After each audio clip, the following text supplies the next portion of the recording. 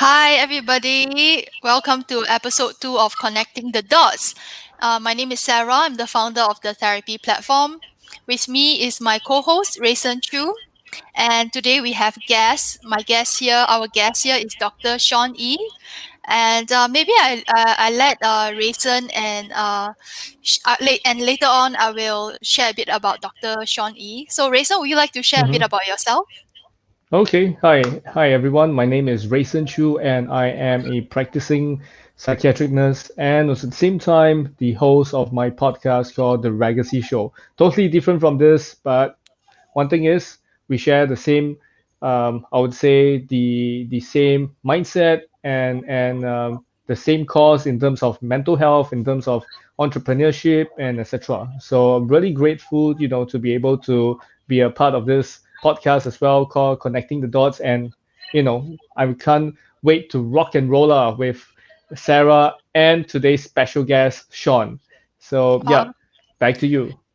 Love your energy, Rayson. And Thank you. let me briefly introduce our Hmm. guest today, Dr. Shawn E. He is the founder of the Psychology Practice, a homegrown psychology blog and specialist consultancy practice. He is a Hmm. clinical psychologist and psychoanalytic psychotherapist by training. He splits his time between clinical work and teaching at university. He is the president of the Psychoanalytic Association of Singapore, to which I joined as a member as well. Welcome, Shawn, to Connecting the Dots. Woohoo! Oh, thanks, Welcome. Sarah, and thanks, Rayson. Oh, thanks, guys. Right, great Thanks to for have having you, me. Shawn. Yeah, and Likewise. today's topic is on something that is very close to my heart, and it is about Hmm. interpersonal boundaries.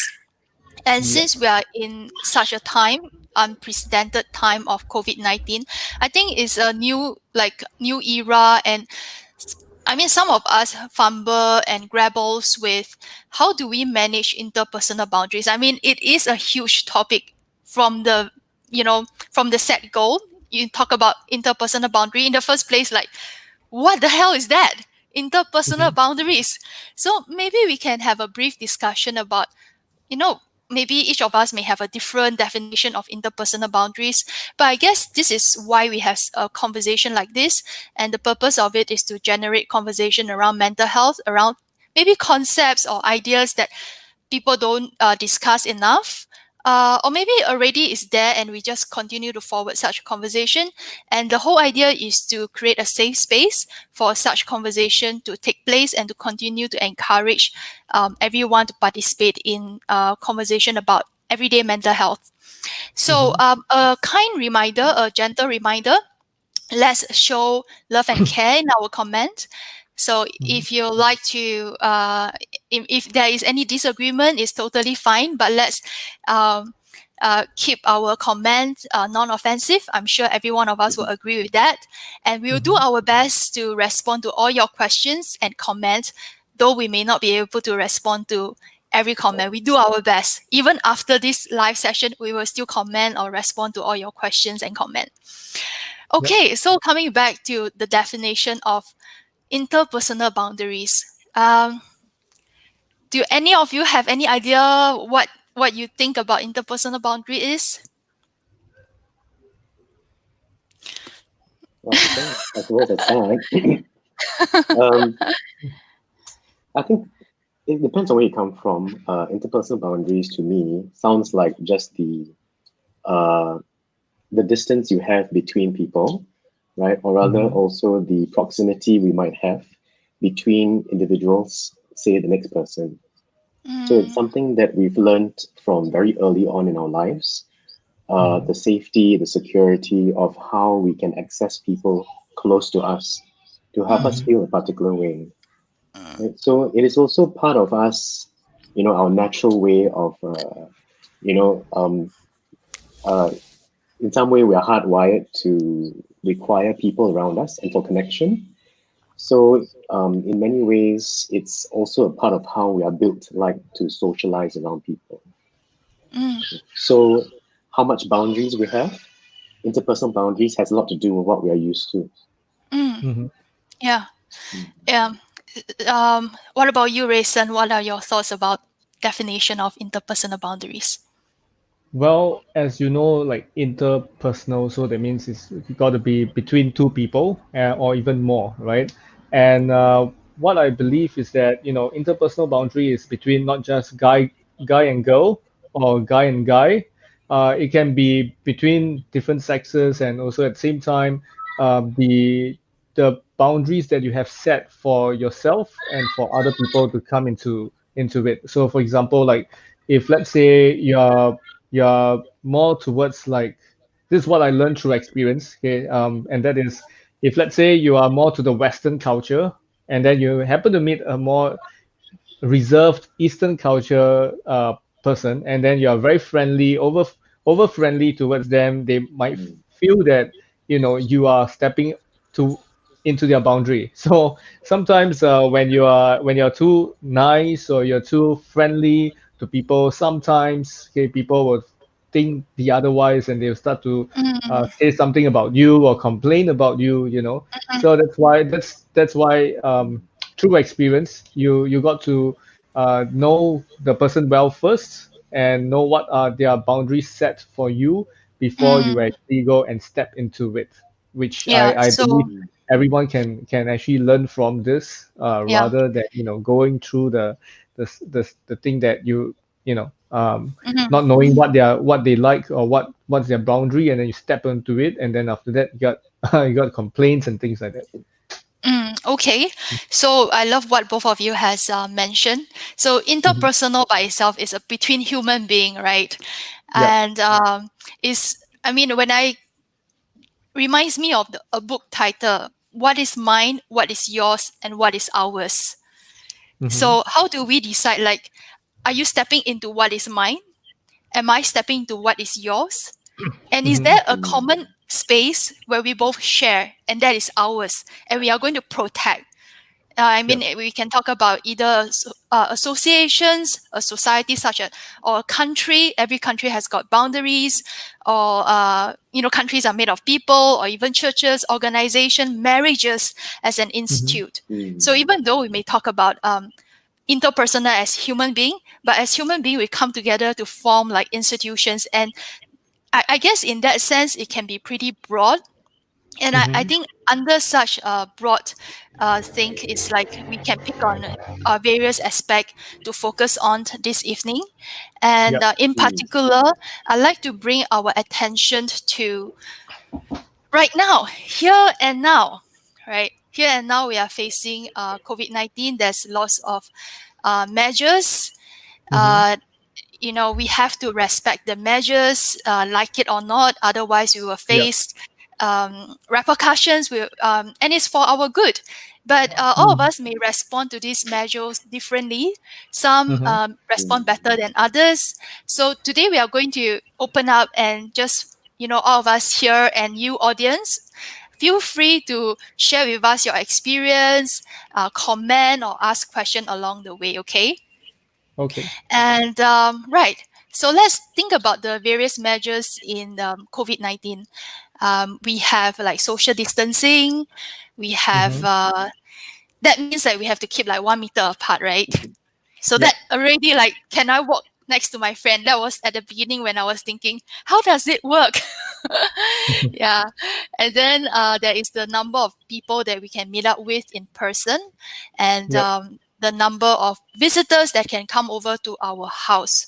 And with all this, we actually, there's a huge change even at work environment and in the Mm. manner we socialize. We are right now harnessing so much. We depend so much Mm. on technology such as Zoom. So we can't live Hmm. without Mm. Zoom right now. The CEO Yep. will be very happy about that. But coming back, there's a work from home WFH phenomenon. And Hmm. what are your thoughts about how does that impact us in terms of our social relationships, our psychological life? That's that's so many things, right? Like Yeah. thanks for that, Sarah. I think you set the scene quite well. I was thinking about what Rayson said earlier on about how we can potentially get into each other's faces.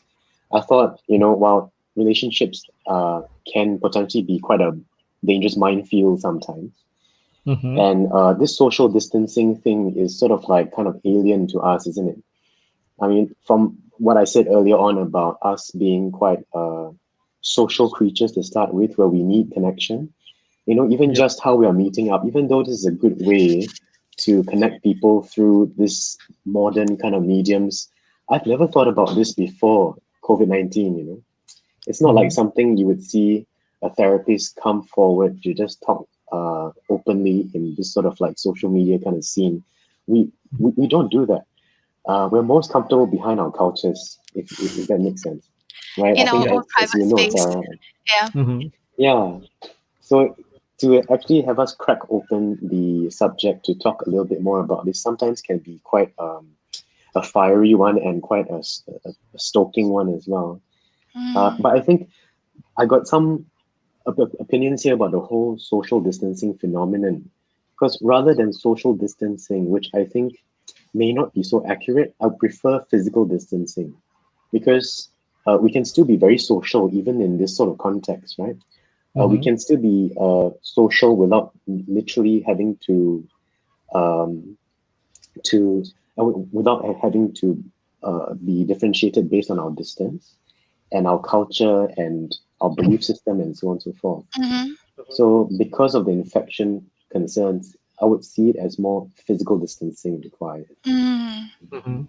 yeah. as a starting point to think about this. Yeah. Totally with you on that, Shawn. I one of the things that I have been saying to people, like, we can have the physical distancing, but that does not mean we stop socializing, and it's Yep. so important to continue our social life. And I mean, in my own circle of friends, we meet up over Zoom, and that Mm-hmm. makes a difference to my life during the lockdown period. And I hear of others meeting up through Zoom to have meals together with their colleagues. Yeah. So people are, even though it's through technology and perhaps it's less, maybe we miss out on some of the physical cues, non-verbal cues, but still it's better than not having it for some of us. But I'm wondering, like, maybe for some people they are quite comfortable, you know, Mm-hmm. and they are quite comfortable. Actually, they cope better in this period. It's like I've heard I mean, I have a client who told me, like, all right, good. now I now I can just like stay, Mm-hmm. do my own things, and I don't have to be obliged to meet up with people.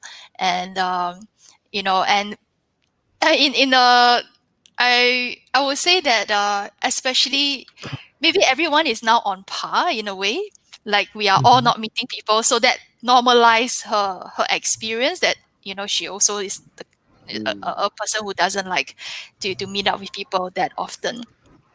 So Mm-hmm.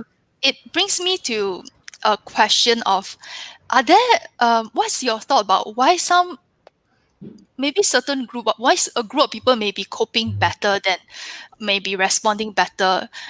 Is that a sign of their psychological resilience, or maybe that reflects more of their comfort level in emotional distancing? So I suppose, I mean, the three of us work in like people fields, right? And I think we would have seen enough people to say that there are maybe perhaps kind of like two broad fields of people that might react to these sort of situations quite differently. One of which might be people that tend to require a lot more contact with other people, right? If they felt really tired after a whole day, they would prefer to meet up people for drinks, Mm-hmm. have social gatherings, have discussions, and go party, things like that. That at the end of the day helps them feel more together, as Mm-hmm. opposed to another group of people that tend to want to avoid, I just want to go home, don't talk to me. I'm just going to go get in under the covers and put on Netflix. Yep. These reactions might be suited for different kinds of people with different personalities. Yep. So it would impact people with different uh, sets and patterns of reactions Mm-hmm. to this sort of like cabin fever sort of phenomenon, right? Whether Mm, you Mm-hmm. are, because you have to be stuck at home, you all of a sudden have to be in closed spaces where with individuals that you don't normally do, right? Mm-hmm. And Yeah. for some people that crave contact, they can't go out and socialize the usual way, whether it's with their colleagues after work at the pub, or going to the gym where their social life is competition, working out, things like that. So it can potentially be quite challenging from that point of view. What do you think, Mm, Rayson? I wonder if in your context, or Sarah, in your context, whether you see the same things as well. yeah. But Rayson, how do you experience? Do you experience cabin Uh, fever?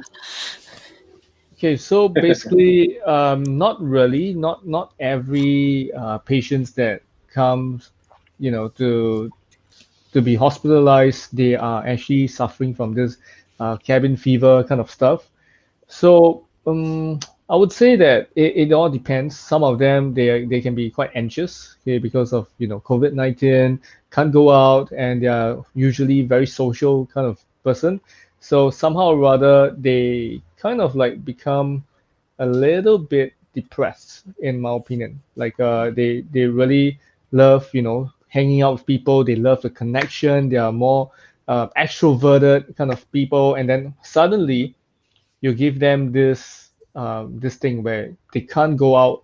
You know, they have to they have to stay at home. They have to be going to school through Zoom. They can't have social interaction and things like that. Then some people will, like, what you mentioned, having this kind of cabin fever kind of stuff. They'll be like, oh man, I'm stuck at home. I feel bored. I feel bad. But then for some, they love all this, but they can't get it, and they tend to be a bit depressed because of that. Yeah. So Mm. for me, I'm a bit of an extrovert that has learned to be introverted. So I do experience feeling depressed slightly. And we had a Mm. discussion before this live session, right? That Mm-hmm. um, uh, Shawn, you mentioned something about the latchkey children, how having the history may underpin that phenomenon of cabin fever. Yeah. Can you tell us more about that? Yeah, sure. Thanks for reminding us about that, Sarah. So, as a latchkey child, we might think, I mean, for some people that might have that experience growing up, you're constantly kept at home. You're not really allowed to socialize very much. After school, you're just, picked up by family and just to, go home. I think that kind of experience can be very triggering for individuals that crave that kind of attention at one Mm-hmm. point in their lives. So, for example, because of the lockdown, what happens is that we are literally stuck at home. If we were to leave, it has to be for particular reasons, and it can be quite restricting. As a Mm, result, it might bring back familiar memories of being stuck at home, Mm-hmm. as well as wake up those familiar feelings that we might have experienced from early on. So mm, as a result, it might trigger quite strongly all those accompanying experiences we've had throughout our lives. Right? And these can be very triggering in very large and small ways. Right? mm, Mm-hmm. So sometimes it's not something that we consciously realize, mm, because it's sometimes can be a bit subtle, and then initially we are okay. Then as it builds, as the lockdown, transitions into its phases, we start to feel a bit more heavy. It takes a toll. We might be a bit Yep. more irritated and frustrated. Mm-hmm. As Rayson mentioned, we might feel quite depressed, where we are, not Yep. having to do the same things that keep us afloat most of the time. mm. Yeah. Yeah, So can be potentially quite I hard. would think like with these changes, right? There's lots of with changes, there's uncertainty. Or maybe Yep. when there's Mm, uncertainty, there's a need for change. So there's a Mm-hmm. call for mm, adaptations, right? And Yep. it actually will elicit a lot of unsettled feeling because our sense of security is shaken, Mm-hmm. Yep. and it can impact people on a various margin, various Mm-hmm. degree.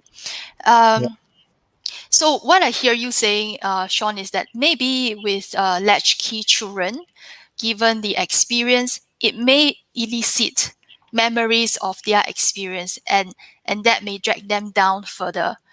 And Mm, I kind of feel like latchkey children, I myself, used to be staying at home right after school and not going to. I mean, my parents were not home, but I have like helper at mm, home. So it's Mhm. actually very common, I would say, in our society, in, mm, in Singapore society at least, and in our mm, generation. Yeah, maybe not Mhm. in my parents' generation, but in our generation. And mm, I look around, like the number of depressed people feeling depressed, I begin to think that actually being depressed is normal. Yeah, Being depressed in times like this, yeah, maybe a normal mm, response to, yeah. or maybe having feeling of anxiousness, anxiety. Hmm. That might be normal, for Yeah. people to feel that way. Mm. Hmm. yeah, What But are if your you were thoughts about? to, but in my opinion, right? Okay. If you were to feel depressed over a longer period of time and started to develop major depression, or even PTSD, for example, or anxiety, mm, that's chronic anxiety, for example, then it wouldn't be healthy for this period of time, in my opinion. Like if mm, because right now people are easily depressed because of the environment, a lot of negativity. We have Hollywood stars dying. We have Taiwanese, actor hosts passing away mm, as well. We have people that we look up to going off this planet. We have people who are dear to us also suffering from COVID-19 or cancer or anything and leaving us as well. And it can be quite depressing, right? And then on the other mm, hand, there's also another thing that's also depressing because of social distancing, physical distancing, right? We can't go out that often, or probably mm, now we can, but just that we can't go out in big groups that we used to.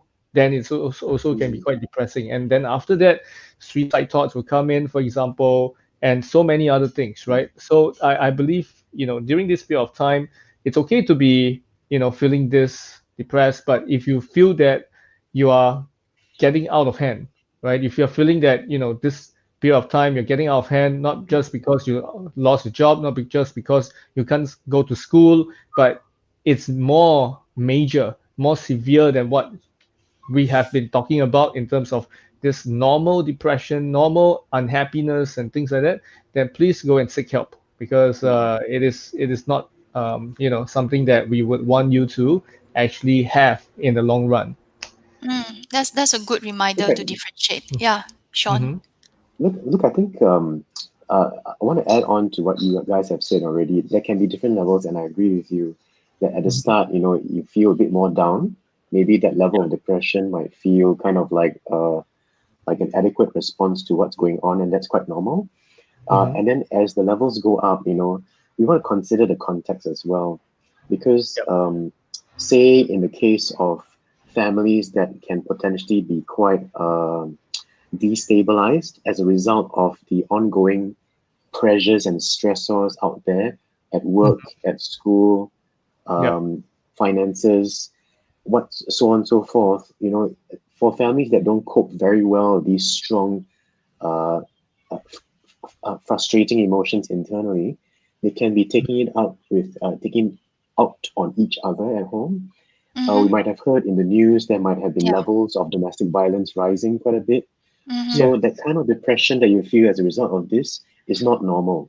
So this is Yep. the stuff. If we can find people that we feel safe to raise this up, it might be good actually, because any kind of violence is not okay. Um, I think that's on that level, but also at the same time, the kind of loss that we've experienced throughout, from the start of, even in the signs of having to lock down from December last year all the way to the start of this year, everything changed from the moments of Yep. us hearing this new disease without a cure outbreaking in Wuhan, and thereafter start to spread across the world. I think we've started to cut back on things that we usually were very comfortable with. Mm-hmm. So there are many people that don't deal very well with this situation, depending on Mm, your personality too. mm, We've heard many people in the public that are flouting all these rules, right, and calling themselves sovereigns and just not following rules.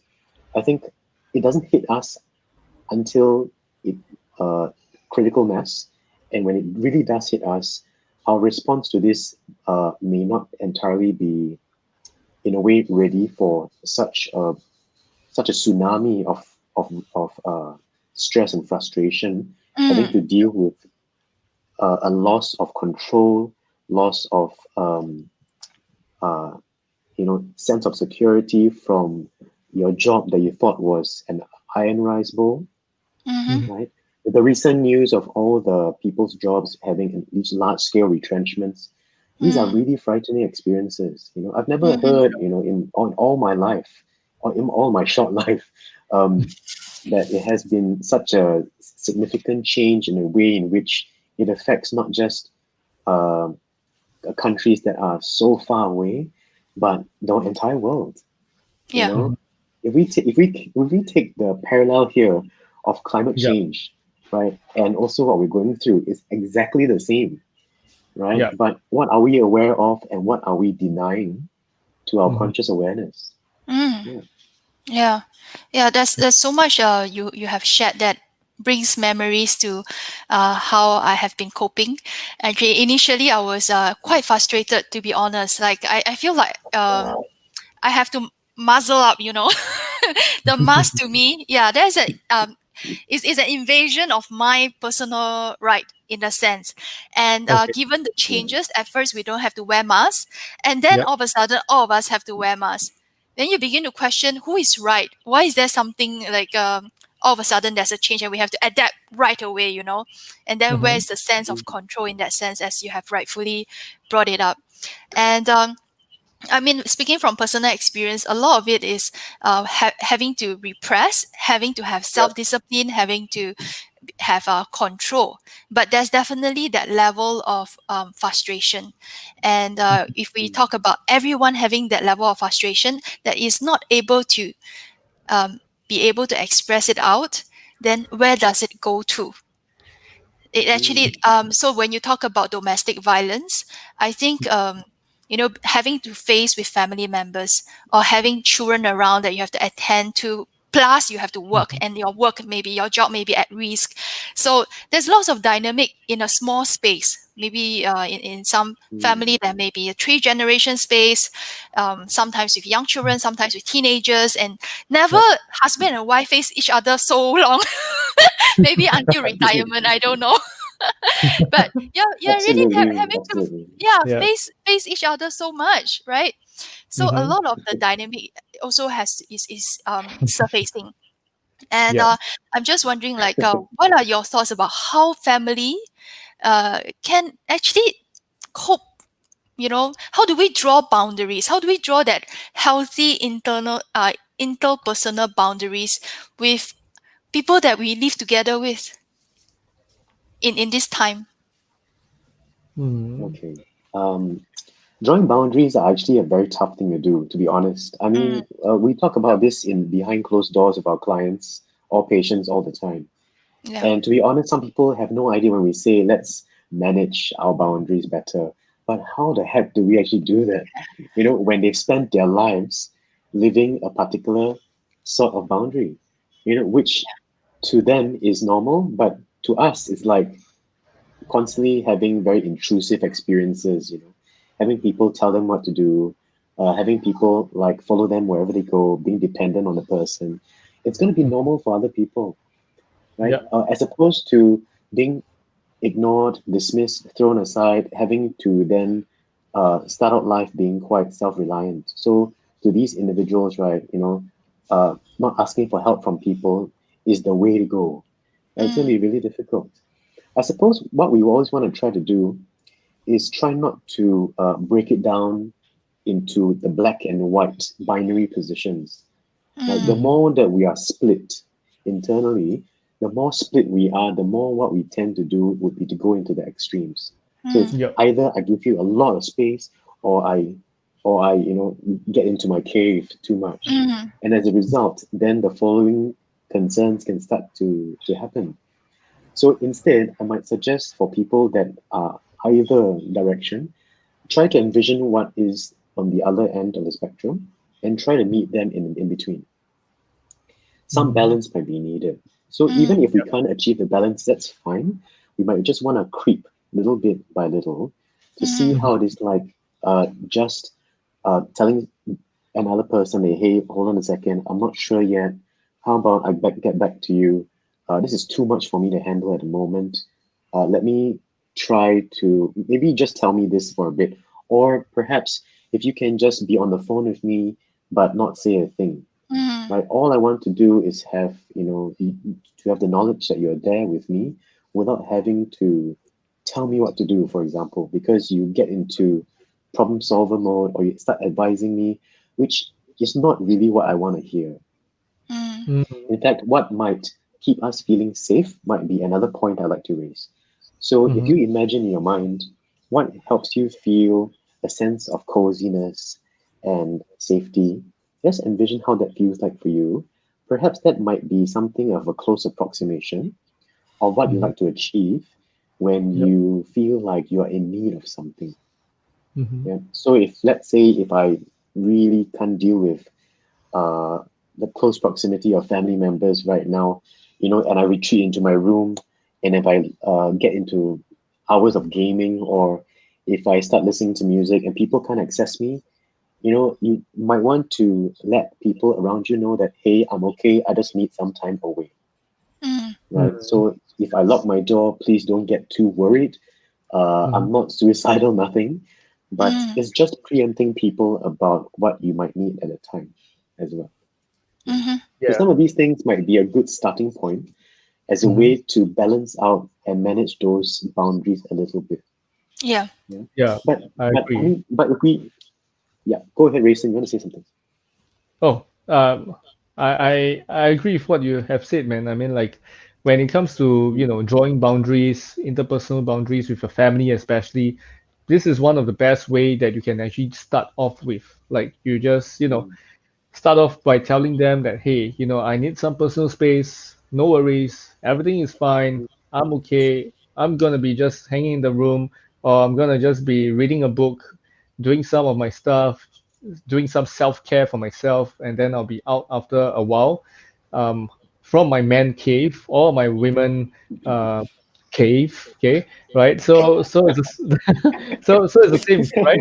So or women therapy. Okay, so I truly agree with this. I mean, once you inform, okay, your other half or your family members, then the more um, they will be able to understand and comprehend from your point of view, Mm-hmm. because right now it's COVID-19 lockdown, baby. It's not like we are having a war or whatsoever, and we are all being cropped up. But because of a mm, pandemic, that's why we are all being cropped up at home, and we are advised not to go out. But now look at this hawker center, boom, a lot of people.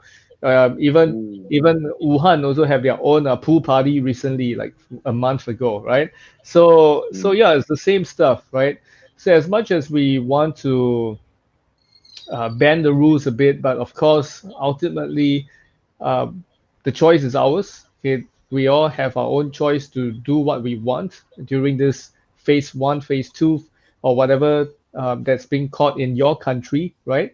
It's up to you, right, to really decide on whether you want to do certain things with your friends or you want to go out with your friends. You want to just stay at home. It's up to you. But ultimately, the mm, risk is there. But we are not going to tell you no, you can't do anything at all. That's why things are starting to relax in certain countries, but certain countries are tightening up because the cases are increasing. So I believe, in Singapore context wise, it is good that we are now able to go out. We are now able to visit our family members or go out with friends to chill, to celebrate birthdays, or even go for funerals and things like that. Yeah, Um, so there's yeah. a lot of changes that's going on, and I think the point that both of you have raised Shawn has come up with is we really need to respect each other's way of coping, and communication is key. Right? Yes. How do people choose to communicate? There are some people who just communicate by action. Right? So there are some people who choose to just keep to themselves, and they are not good at expressing how they feel. And then the Yeah. problem is, for others who may be very good at expressing, it can come across as being too much by asking too much, and then that can create a tension. So we have a very typical, like, one is a withdrawal, one is avoidant, the other is a pursuer, the other wants to say more and get things done, get things discussed. Right. So we have this. I see it over and over again in couples. How this pattern becomes quite problematic in their relationship. But I think here, what Shawn has mentioned is also to, I mean, it's definitely hard to actually put ourselves in another person's shoes, and Yeah. communication is the key. Then how can we have that communication without judgment, without saying that you are wrong, you are not thinking for me, you are not considering how I feel, and then the other person feel unheard or don't realize how they are to another person. So I guess is a bit of a hurdle to cross. And I think maybe looking at the bright side, right? Yeah. Given that couples, family have to face each other, this might be the exact opportunity to make up with each other. So I was like thinking, maybe the one of the ways that we know how COVID-19 affect families is we can look at the divorce rate, maybe 1 year down the Very road. high. Or we may Very high. look at the number of birth rates. Because you may have less things, Very to, low. to talk about. It's hard to tell. So Okay. maybe it's Yeah. something for us to wait and see. But in the meantime, again, communication is key, and I'm sure there's a lot more we can talk about when it comes to communication. But at this point of time, maybe we will shift our gear a bit to Yep. talk about one of another phenomenon, and that is excessive cleanliness. Okay. So I have Mm-hmm. like friend telling me his mom is cleaning all the time, all the parcels. Now people shop online, right? So you get a lot of Yeah. parcels, and Mm-hmm. she has to disinfect the parcels, every parcel. So the whole day she's cleaning, and she demands all the family members to clean as well.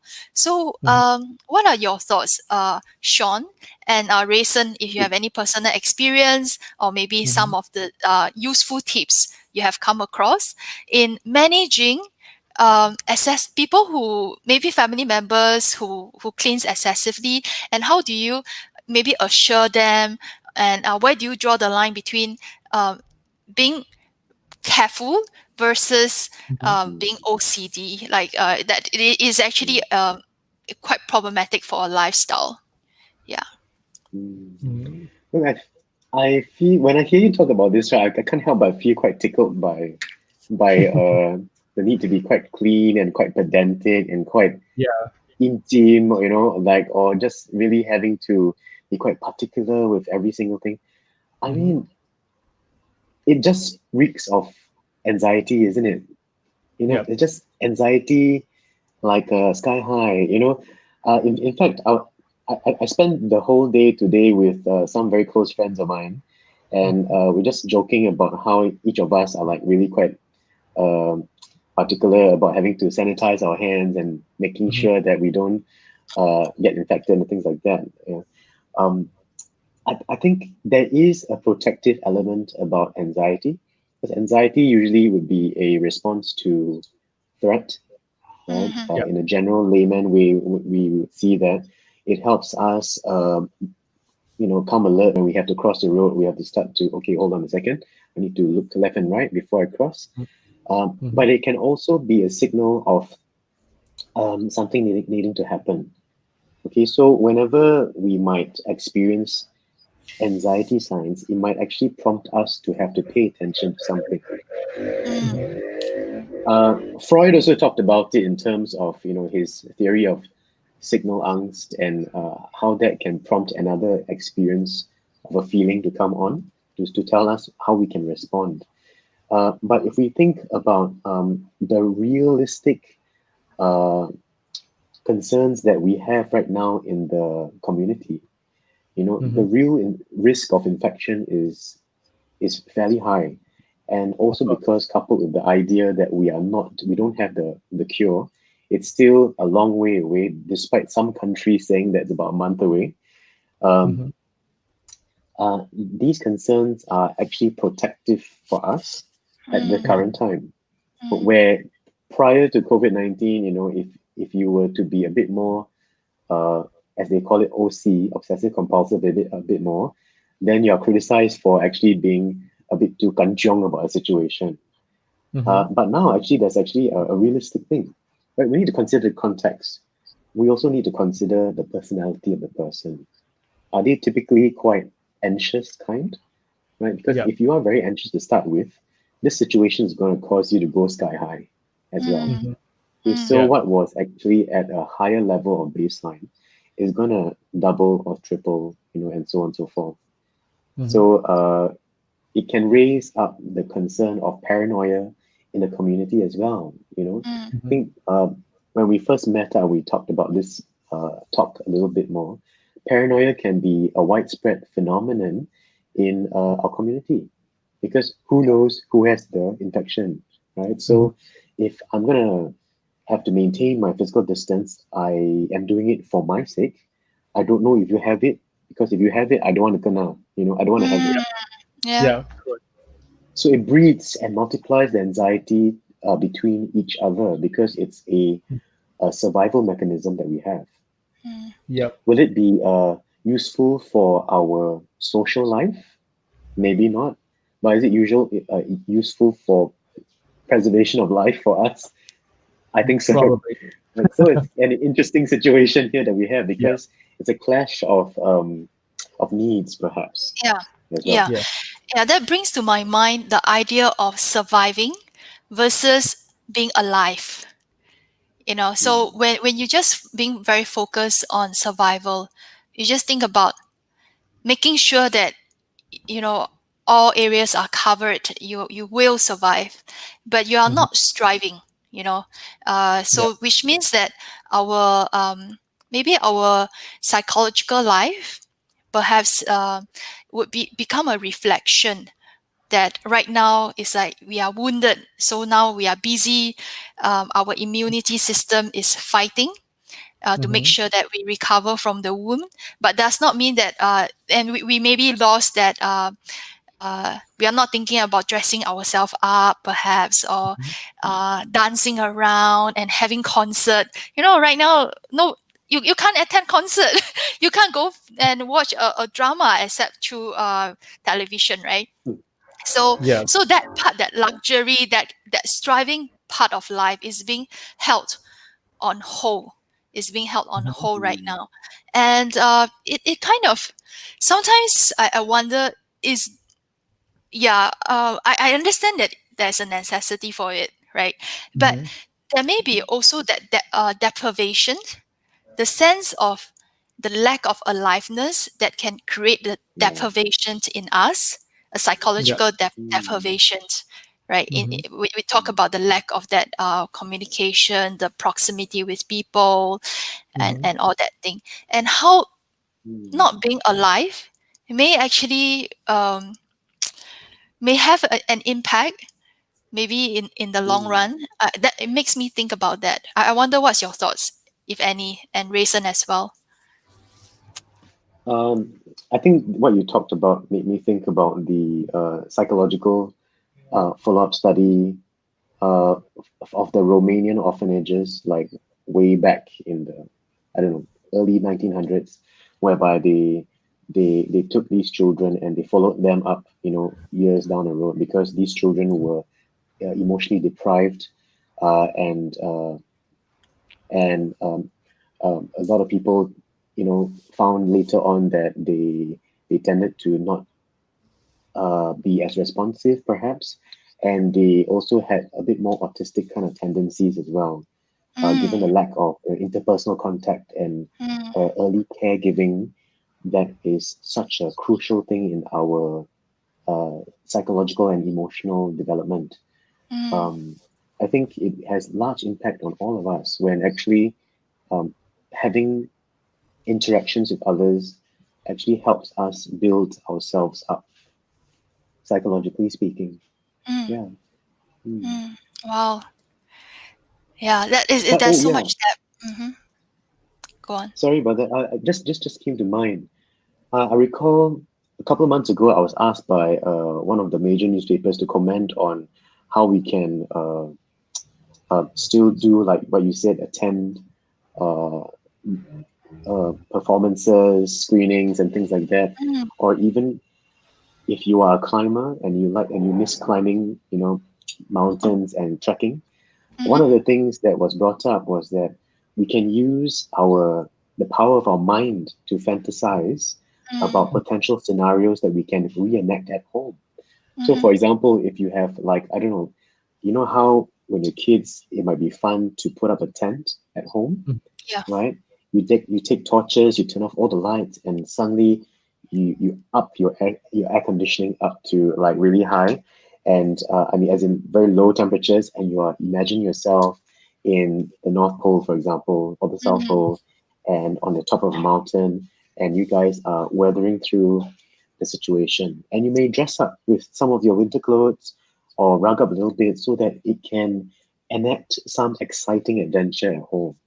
So, mm. Mhm. do you have to be on top of a mountain to get the experience, or can you Yeah. do that in I don't know, somewhere in Ang Mo Kio block, you don't know what, you can have that kind of Absolutely. experience. Yeah. Yeah. Yeah. Fantastic You don't idea. have to be too far Yeah. away. Yeah. So, if we want to, we can actually try to use the power of our mind to fantasize and uh, have imaginary play with your children, and all of a sudden you feel like you're having fun again. So Hmm. it can be quite a big thing. So we are never trapped, right? So psychologically, we can be liberated on the Mm-hmm. inside, Mm-hmm. uh, True. just like individuals that has been on house arrest, for example. We talk about Aung San Suu Yeah. Kyi Yeah. during those days, and or maybe some incarcerated felons that are Hmm. stuck in their in Mm. penitentiaries, right? Hmm. Mm. So the whole idea is that how can they tolerate, Yeah. staying in these places for such long time and Mm. having such little, I mean, so much deprivation as well. Right? So Hmm. Mm. they would have coped in taking their minds to some other place that Yeah. could assist them with staying sane. Yeah. Yeah. Rayson, any thoughts? Um, in my opinion, right, I really love the idea of going to your own house in your own room, turning on the aircon, and then after that, imagining you are in the South Pole, North Pole, and playing with your kids. That's fantastic. I mean, like, you got to be creative when it comes to this, like, doing all this kind of play and all this kind of stuff with your family.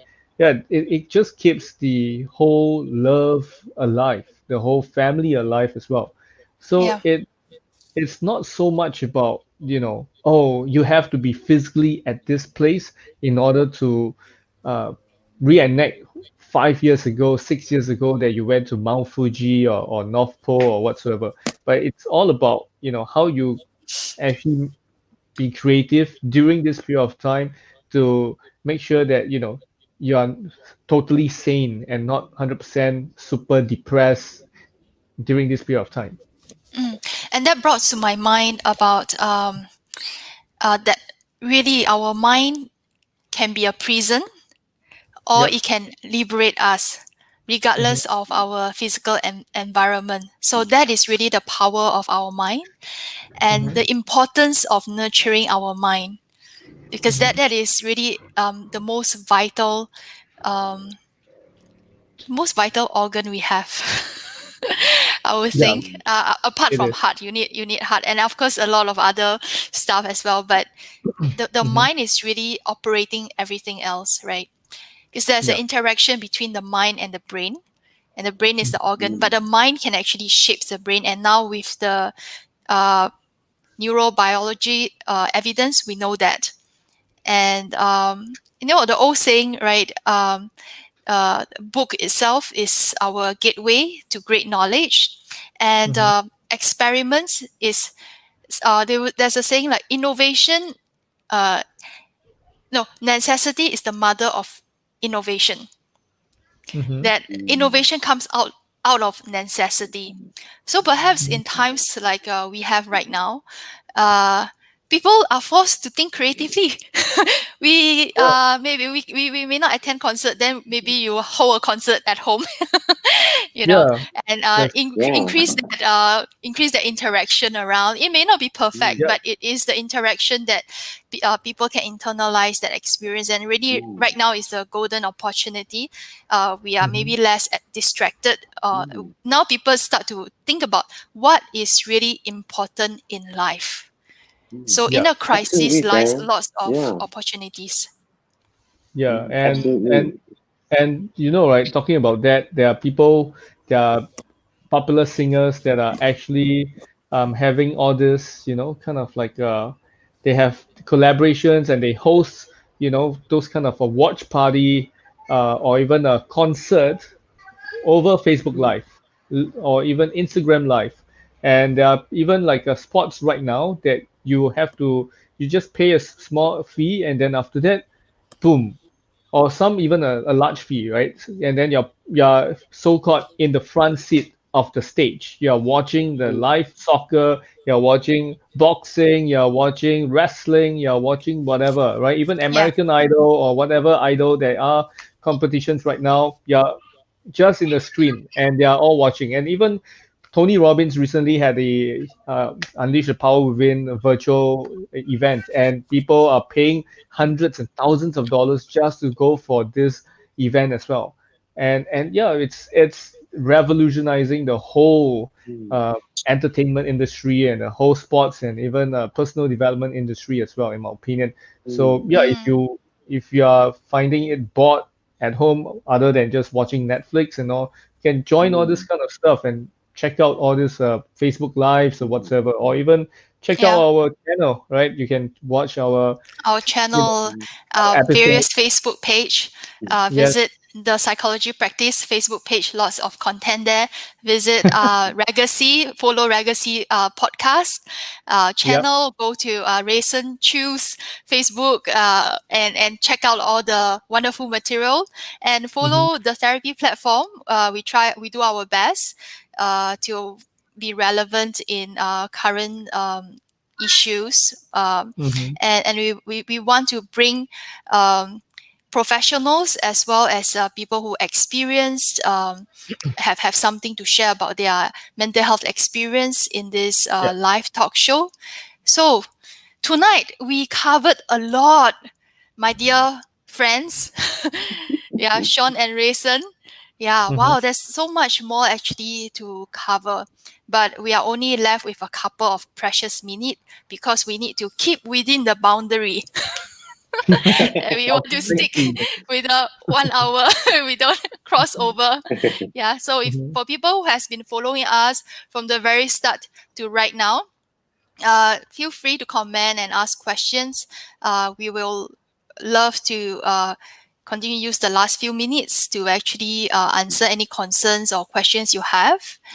Yeah. And if there isn't right now, don't worry.